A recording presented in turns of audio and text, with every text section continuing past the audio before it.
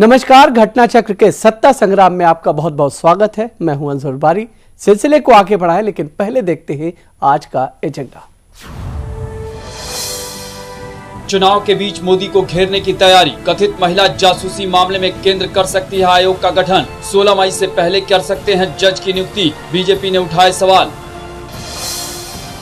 और सपा नेता अबू आसिम आजमी का विवादित बयान। कहा, जो मुसलमान सपा को वोट ना करे उसका करो डीएनए टेस्ट। बड़ा सवाल, क्या वोटों के ध्रुवीकरण के लिए हो रही है ऐसी कोशिश? तो खबरें कई रही, लेकिन दो अहम मुद्दों पर आज हम बातचीत करेंगे। हमारे साथ कई मेहमान भी इस वक्त मौजूद हैं, लेकिन जिन अहम मुद्दों पर आज हम बातचीत करेंगे वो ये है कि स्नूप गेट मामला एक बार फिर से सुर्खियों में है, क्योंकि केंद्र सरकार की तरफ से इस बात के इशारे किए गए हैं कि अब 16 मई से पहले पहले ये जो कमीशन गठित किया जा रहा है इसके जज के नाम का ऐलान कर दिया जाएगा। यह भी कहा जा रहा है कि आखिर जिस तरीके से ये तमाम चीजें हो रही हैं, इस पर एक लंबी बहस पहले भी हो चुकी है।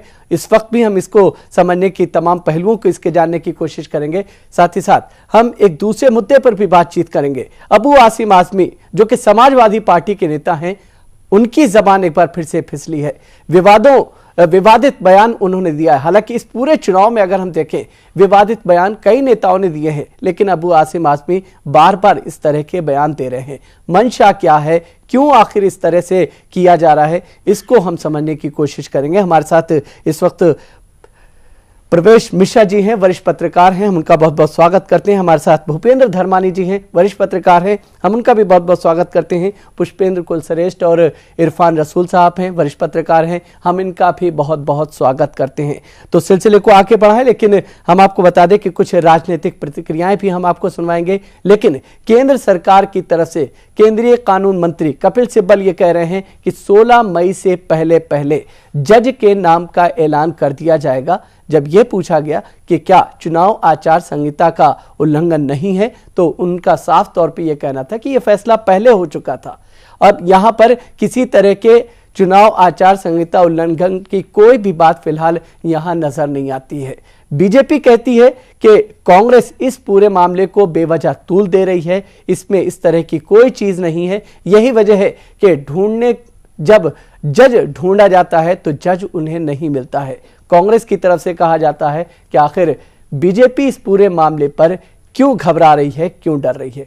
पहलू कई हैं, तमाम चीजों को हम समझने की कोशिश करेंगे। सबसे पहले प्रवेश जी, आपसे हम जानना चाहेंगे कि आखिर जिस तरीके से ये जो केंद्र सरकार की तरफ से एक बयान, एक तरह की बात आई है सामने और ये कहा जा रहा है कि जज के नाम का ऐलान जल्द से जल्द कर दिया जाएगा, आखिर कैसे देखा जाए? चुनाव माहौल है, एन चुनाव के समय में इस चीज का ऐलान किया जा रहा है। ये काम तो 3 महीने पहले करना चाहिए था। जब एक घटना सामने आई उस समय करते तो एक मायने होता, तो चुनावी माहौल पे उसका असर भी पड़ता। आज जब 7 चरण का चुनाव बीत चुका है, उसमें अगर आप कह रहे हैं करने की तैयारी में है, देश में करीब करीब 400 सीटों पे चुनाव हो चुका है।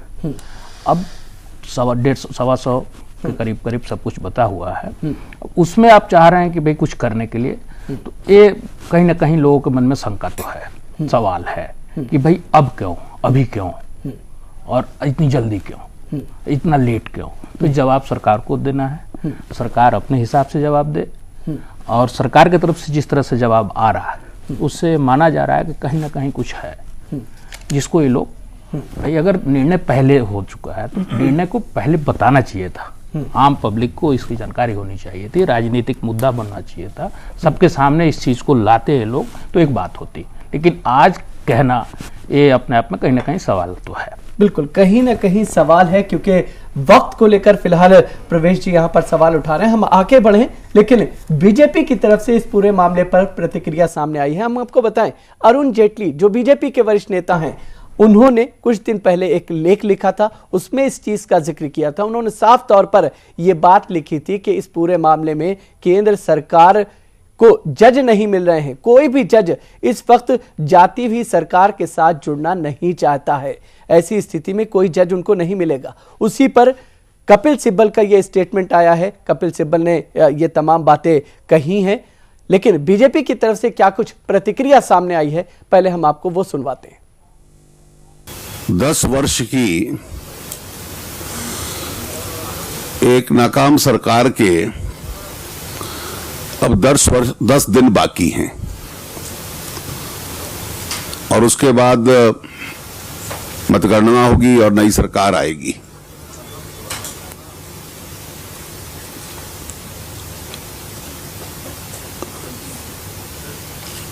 जाते जाते भी जो लोकतंत्र की मान्यताएं हैं और व्यवस्थाएं हैं,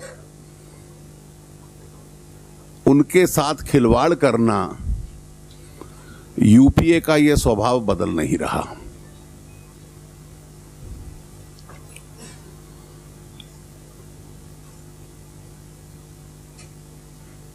इन दिनों में भी, यानी आखिरी 10 दिनों में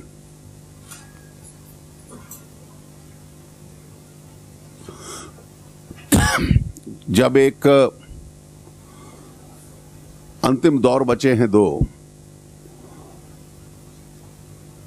इंफॉर्मेशन कमिश्नर्स अपॉइंट कर दिए जाएं, जो नई नियुक्तियां हैं।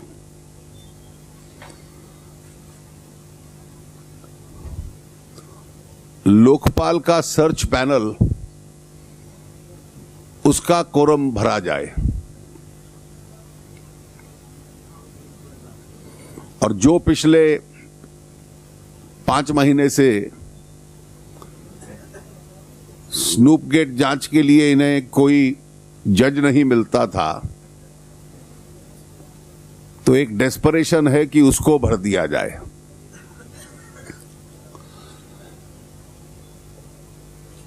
ये नीयत भी है, इसका प्रयास भी है। भारतीय जनता पार्टी इन सभी मूव्स का सख्त विरोध करती है।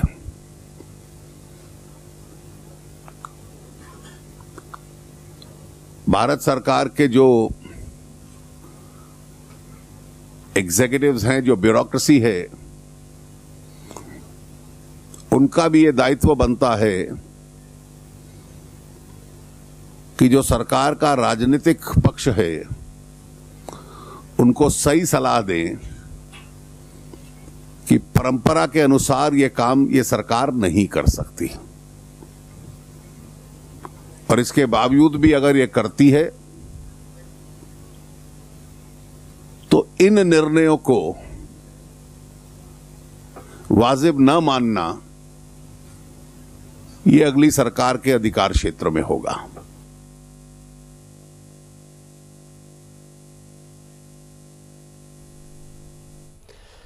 तो बीजेपी नेता अरुण जेटली साफ तौर पर सवाल उठा रहे हैं कि एक राजनीतिक मंशा होती है, हो सकती है, और जाते जाते ये अपनी ख्वाहिश फिलहाल पूरी करने की कोशिश की जा रही है। सरकार जाने वाली है, पार्टी के नेता हैं, जाहिर सी बात है इस तरह की भाषा बोलेंगे। लेकिन पुष्पेंद्र, आपसे समझना चाहेंगे, जिस तरह से प्रवेश यहाँ पर सवाल खड़े कर रहे हैं वक्त को लेकर के, ये एक लंबे समय से मसला चल रहा है।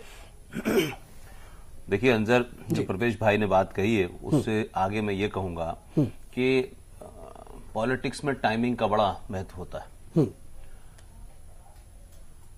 15 साल से नरेंद्र मोदी गुजरात के चीफ मिनिस्टर हैं, तब तो राहुल गांधी ने नहीं कहा था कि ये गांधी की हत्यारे विचारधारा के लोग हैं। तब 2002 के दंगे की बात चल रही थी, उस वक्त गुजरात मॉडल की बात नहीं चल रही थी।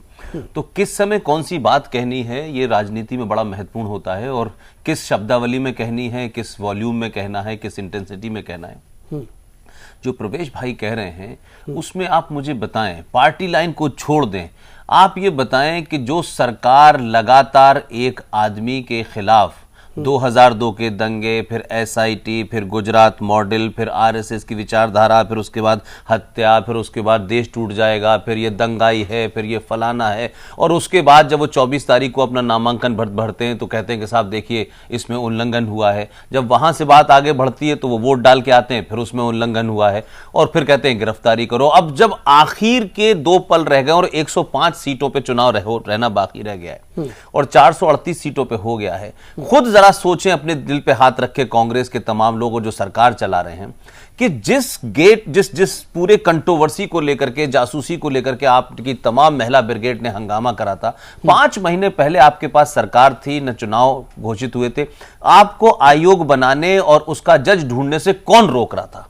सवाल यह है कि आज 10 दिन रह गए, यहां से आज 2 तारीख है, 12 तारीख को आखिरी चुनाव होगा। ये देश को ये समझाएं कि जब पूरी व्यवस्था आपके पास थी तो आपको 5 महीने से एक जज नहीं मिला। जो सवाल उठा रहे हैं अरुण जेटली, वो बीजेपी के हो सकते हैं, उन पर सवाल करें, लेकिन ये मैं भी नहीं समझ पा रहा कि ये, और अभी भी ये कहा है, और आज 2 तारीख की शाम के 8 बजे तक ये कहा है कि हम नियुक्त कर देंगे। अभी भी नियुक्त नहीं हुआ है, अभी भी जज का पता नहीं है कि 12। तो ये जो बार बार बात कही जा रही है, इससे ऐसा लगता है कि ये एक तरीके से बार बार टैक्टिस से, आपको याद होगा कि वाड्रा के ऊपर नहीं, जैसे वाड्रा के ऊपर जब आरोप लगे, एक लाइन कह दूं, जब आरोप लगे तो आपको मालूम है भारतीय जनता पार्टी ने कहा कि हम अकाउंटेबल कमीशन बनाएंगे, उसके बाद में फिर ये उसका पलटवार हुआ। तो मुझे लगता है कि कांग्रेस बिल्कुल आखिर के चलते चलते वो कोशिश में है कि शायद कुछ हो, लेकिन मुझे लगता है हर उसका जो हरबा है, हर उसकी जो चाल है, वो उसके लिए उल्टी पड़ रही है। बिल्कुल ठीक है, चाल उल्टी पड़ती हुई नजर आ रही है। हम अपने दूसरे मेहमानों से भी इस पूरे मुद्दे पर जानने की कोशिश करेंगे, लेकिन एक छोटे से ब्रेक के बाद।